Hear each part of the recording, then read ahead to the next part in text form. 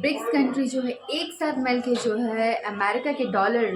की जो वैल्यूज़ है इंटरनेशनल मार्केट में उसको क्या एक साथ जो ये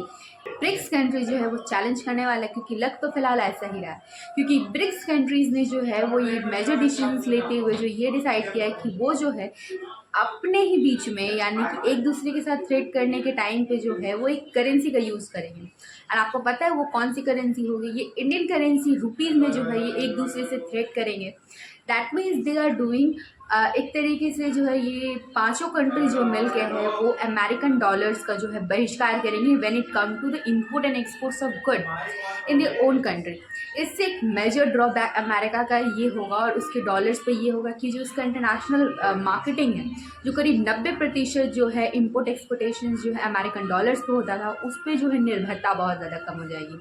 उसके साथ साथ जो इंडियन रुपीज़ जो है एक इंटरनेशनल करेंसी के तौर पे जो है वो उभरेगा। उसके साथ साथ जो है ग्लोबल वर्ल्ड मार्केट में जो है इंडियन रुपीज़ को एक बहुत बड़ा जगह मिलेगा। एट द सेम टाइम जो डिपेंडेंस ऑन डॉलर्स है यूएस डॉलर्स उसको जो उस पर जो है निर्भरता बहुत ज़्यादा कम कर दी जाएगी, क्योंकि ये 5 मेजर ब्रिक्स के नेशंस के जो देश हैं वो जो करीब 33% जो है वर्ल्ड के इकोनॉमी में जो है अपना सहयोग देते हैं। उनकी जीडीपी 33% जो है सहयोग देती है। और इतनी बड़ी बड़ी कंट्री जिनका मार्केटिंग बहुत बड़ा है, at the same time population बहुत ज़्यादा बड़ा है,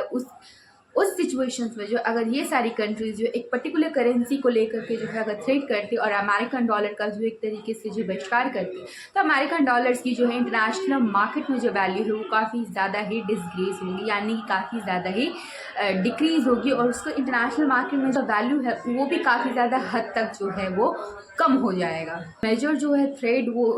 जो अमेरिकन डॉलर्स में होता है जिसके बाद से जो उसकी जो वैल्यू इंटरनेशनल मार्केट में काफ़ी ज़्यादा बढ़ रहा है एंड उसके डिपेंडेंस को कम करने के बाद से जो है मेजर जो ड्रॉबैक जो है डॉलर्स को जो है बहुत ज़्यादा झेलना पड़ेगा, क्योंकि जो उसका वैल्यू है इंटरनेशनल मार्केट में वो कहीं ना कहीं बहुत ज़्यादा हद तक जो है वो कम हो चुका है, कम हो जाएगा अगर इस तरीके के इम्प्लीमेंटेशन जो है बहुत ही अच्छी तरीके से अगर हो तो। दूसरी चीज़ ये कि इस तरीके के डिसीजंस जो मेजर ब्रिक्स कंट्रीज जो है इस तरीके के डिसीजंस ले उसके पीछे रीजन जो है डोनाल्ड ट्रंप का जो और अमेरिका का जो है टैरिफ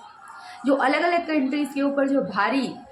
नुकसान तो दूसरी कंट्रीज़ को भी हो रहा है, but at the same time जो अमेरिकन सिटीजन को भी जो है इसका